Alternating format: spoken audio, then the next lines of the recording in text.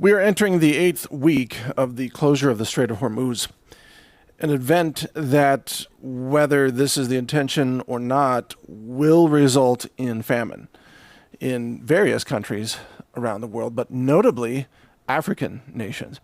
And I have a separate report on that, but I want to point out something to you here that's rather shocking, and it's how any talk of human depopulation is instantly characterized by search engines and AI engines as a conspiracy. So it's a depopulation conspiracy. And yet, I want to quote from you a 1969 New York Times article. The title is "A Sterility Drug in Food is Hinted." And the article was written by Gladwin Hill. And if you ask AI about this particular article, and for example, I asked Claude about it, it will tell you all about the depopulation agenda.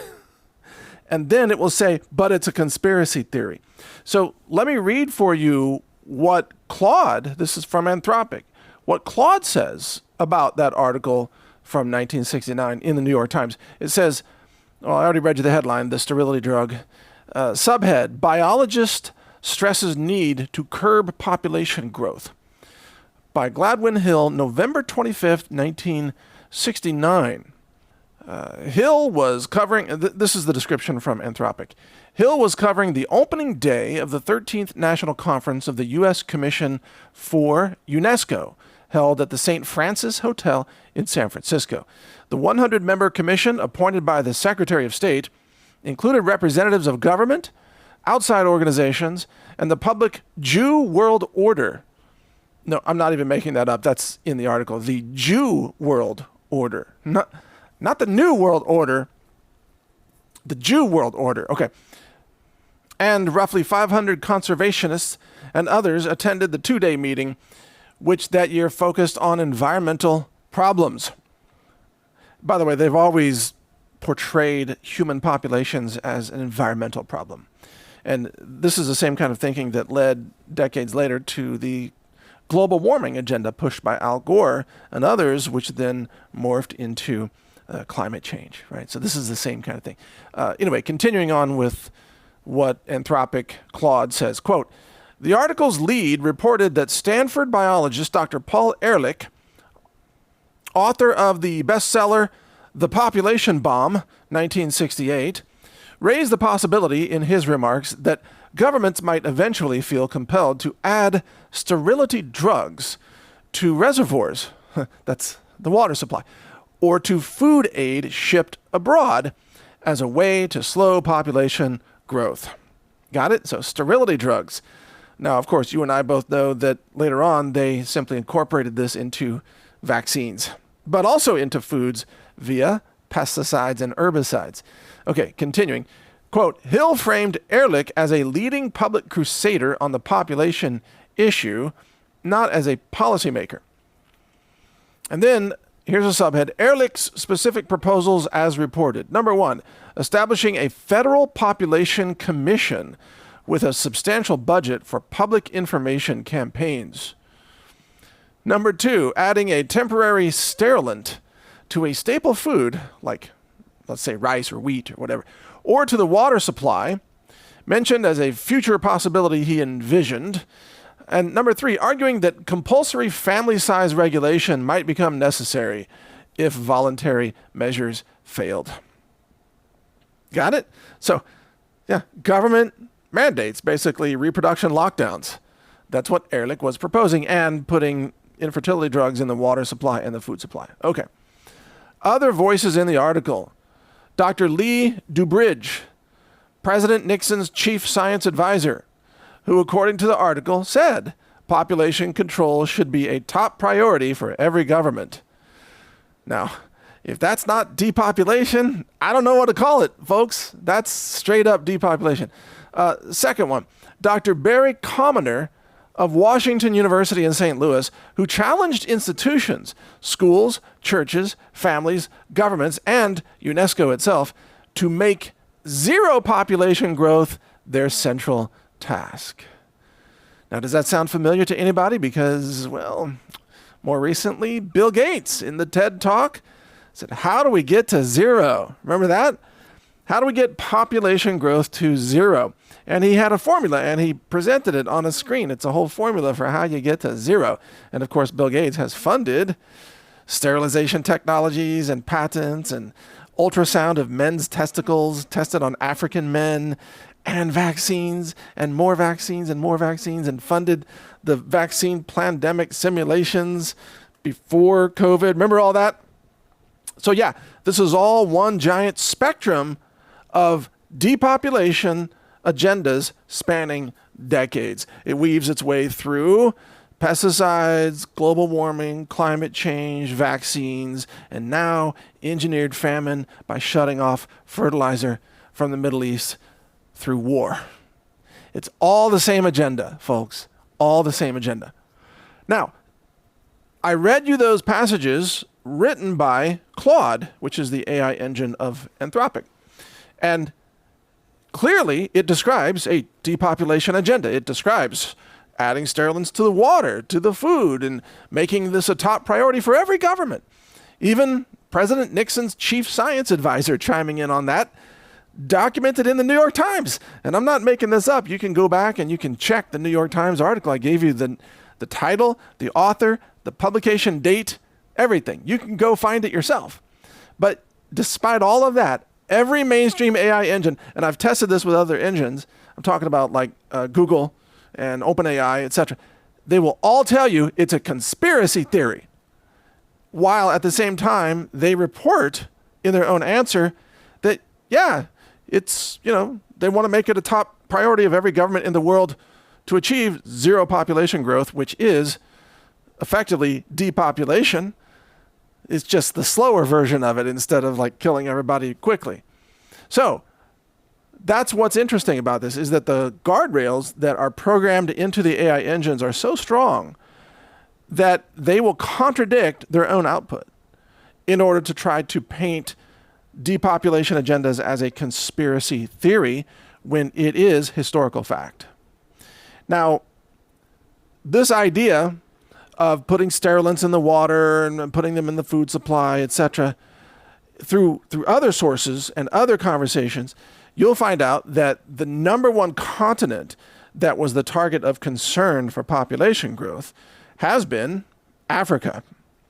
And you may recall that under apartheid in South Africa, they developed something called, or they were researching in pilot programs, self-replicating vaccines that were also depopulation or sterilization weapons that would shed from one person to another. So this technology is also well documented, but they just couldn't quite figure it out in the 1990s.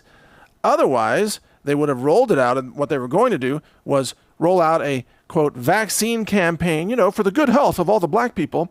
And then they would inject all the black people with a self-replicating, euthanasia vaccine, basically. And then those black people would shed the same, death chemical onto other black people. And then all the black people in South Africa would die. And then the apartheid regime could take over. Kind of like the Greater Israel Project out of Israel today, except done with vaccines instead of bombs and genocide. But it's the same kind of, attitude. Well, but of course, South Africa isn't the most populous nation in Africa, not by a long shot. The number one country that is of great concern to globalists right now in terms of population growth rates is Nigeria. Nigeria. Currently, 242 million, roughly, give or take. That's the current estimate. I looked it up. So less than the U.S. population, but growing much faster than almost any other country in the world. And if you project that out 25 years or so, Nigeria becomes one of the most populous nations on the planet, right there rivaling India and China. But there are other countries in Africa that also have substantial populations. Ethiopia at 139 million and Egypt at 120 million. And of course, there are many others, but those are the top three in Africa. And you see, the globalists, they have long sought to eliminate Africans in particular, through a number of methods.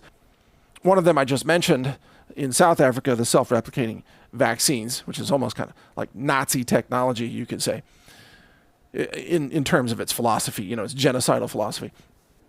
And then through climate change and the global warming era, it's very clear to me that there have been efforts to try to stall any kind of industrial development in countries like Nigeria.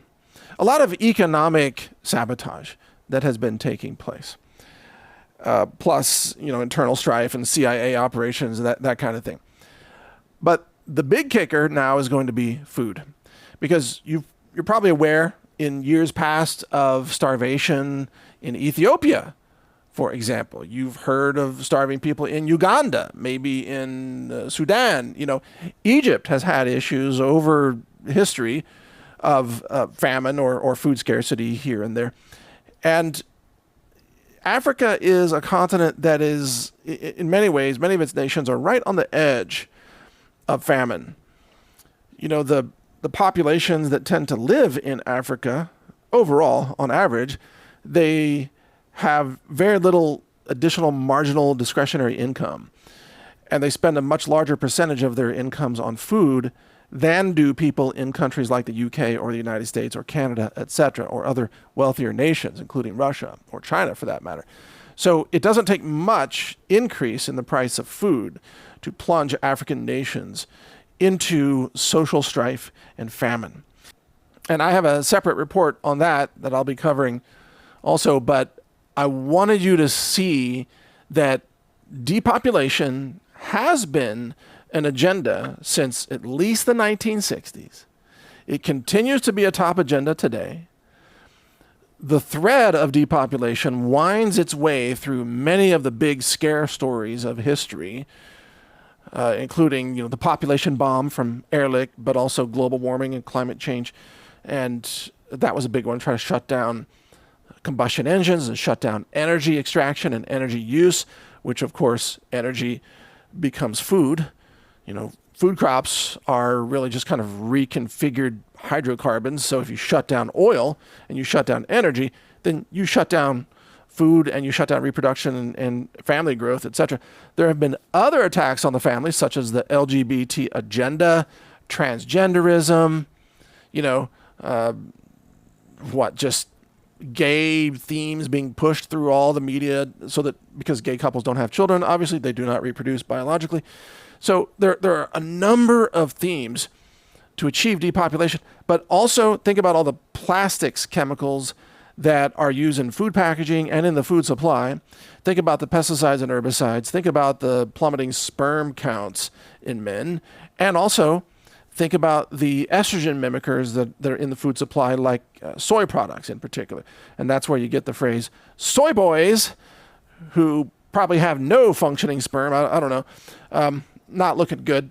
But through a cultural attack and a chemical attack and then an economic attack, and now, a climate lie attack, the climate cultism, and now war, the globalists are ratcheting up the efforts. They keep upping the ante. Oh, and I forgot to mention vaccines right there. They keep upping the ante to find larger and larger and more catastrophic ways to take down huge numbers of human beings. In other words, another way to say that is that everything they tried up to now has actually failed. Even during COVID, human populations continue to grow after COVID. They didn't kill as many people as they had hoped, with the bioengineered jabs and the lockdowns and everything else. So now they need a bigger crisis.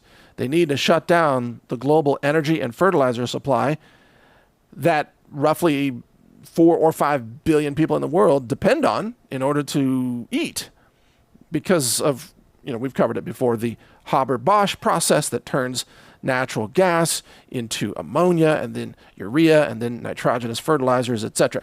If you don't have natural gas, you don't have modern fertilizer. And then at least half the world cannot eat because you simply can't produce the food. Even on the same farmland, you can't produce the food output that is necessary to feed the current 8 billion people. You might be able to feed 4 billion, maybe 4 billion, maybe 3 or 4 billion. We don't know the exact number, but it's roughly around half. And it's not that we're losing all natural gas around the world, but we're losing something like roughly 20 to 25% of natural gas. And that will translate, if it's not resolved, that will translate into something like potentially, it could be 1 billion people. It could be up to maybe 1.5 billion people. It's a big global famine scenario that is being engineered right now. But you're not allowed to call it depopulation. Not allowed to call it that, because that's a conspiracy. So see, they call it a conspiracy in order to try to tell the humans that everything's okay, while they're also trying to kill you off through all these methods that we just mentioned. And they did kill tens of millions of people with the COVID jabs. And, I forgot to mention the abortion industry also, which is part of Bill Gates' favorite depopulation agendas. So you have the abortion industry and the celebration of abortion, especially among black populations where they really push abortion centers. And the history of Planned Parenthood. One of the founders used to call black people, quote, human weeds, which is a pretty disgusting thing to say about a group of people. But then again, Israel calls Palestinians pretty much the same thing, animals, and they have to, quote, mow the lawn. So that's similar to calling them human weeds, isn't it? But everywhere you go around the world now, you see that humans are under attack. But certain groups are under more aggressive attack than others. And this war in the Middle East is going to disproportionately impact African nations. So this is actually a plan to starve Africa, cause mass famine across Africa, while the wealthier nations like the United States can kind of buy their way out of this, and they can still manage to not have a mass die-off because they can afford to pay more for food. But across African nations, not so much. So I'll be covering this topic in more detail in another report all about the African nations and naming which ones are most vulnerable. In the meantime, if you want to stock up on some food, real food, certified organic, lab-tested, long-term storable, and I mean freeze-dried fruits, organic fruits, delicious, from blueberries and mango and raspberries and so much more, strawberries, in sealed number 10 steel cans for long-term storage, very long, many years, then we offer that at healthrangerstore.com. healthrangerstore.com. Laboratory tested, certified organic. We've also got Ranger buckets, mini buckets, mega buckets. Everything's made for durability, ruggedness. We don't use cardboard in our packaging. We don't use flimsy plastic inside a cardboard box. Nothing like that. Nothing that rodents or ants can get into. We have rugged packaging for long-term shelf life and high-density nutrition.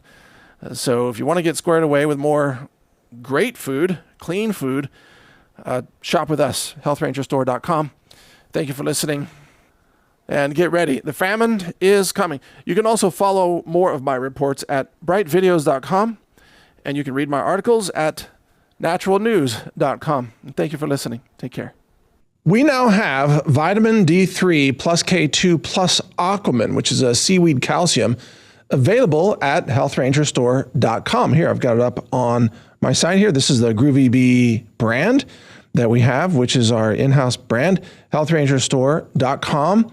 Again, vitamin D3 plus K2 with Aquaman. That's the brand of the seaweed calcium in a capsule format. Of course, it's laboratory tested for heavy metals and glyphosate and microbiology and so much more. And it's certified ingredients, of course. And, everything that we build for you in terms of a product is meticulously sourced. And one of the most difficult products to source is actually vitamin D3. It's extremely difficult because it turns out in the supply chain, almost all vitamin D has a bunch of sort of unnamed ingredients in it. And that's what our sourcing people found after a couple of years of trying to source a clean version of vitamin D3 that we finally found and nailed and put it in the formula and did all the lab testing and certification.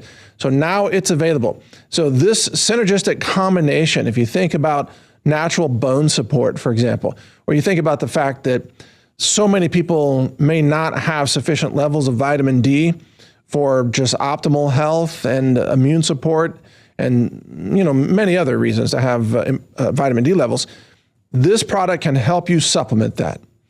And so it's available now, healthrangerstore.com, vitamin D3 plus K2 with Aquaman, 60 capsules available, shipping right now while supplies last. And in this environment where global supply chains are getting wrecked, if this is something you want, get it now while we have supplies, because it's becoming more difficult and more expensive to source literally everything at this point. So anyway, thank you for your support. You can also find many other products, of course, hundreds of different products at healthrangerstore.com, including storable food. And right here we have our organic powdered chicken bone broth in a number 10 can, our turmeric root powder, and so much more. We've got so many amazing products for you to choose from, including tinctures, superfoods, storable foods, as well as freeze-dried fruits and vegetables in sealed number 10 cans. That's great for long-term storage. Plus we have iodine, and that's a product that's moving very quickly because of concerns about, global nuclear war, unfortunately. But you can find all of this. It's all laboratory tested. It's all certified. It's all meticulously sourced at healthrangerstore.com. And yeah, there we go. That's what the vitamin D3 looks like there. Thank you for supporting us, because we need your support in order to fund our platform. And so we can keep bringing you amazing interviews and content and free AI tools for knowledge and so much more. So thank you for supporting us. I'm Mike Adams, the Health Ranger, for healthrangerstore.com.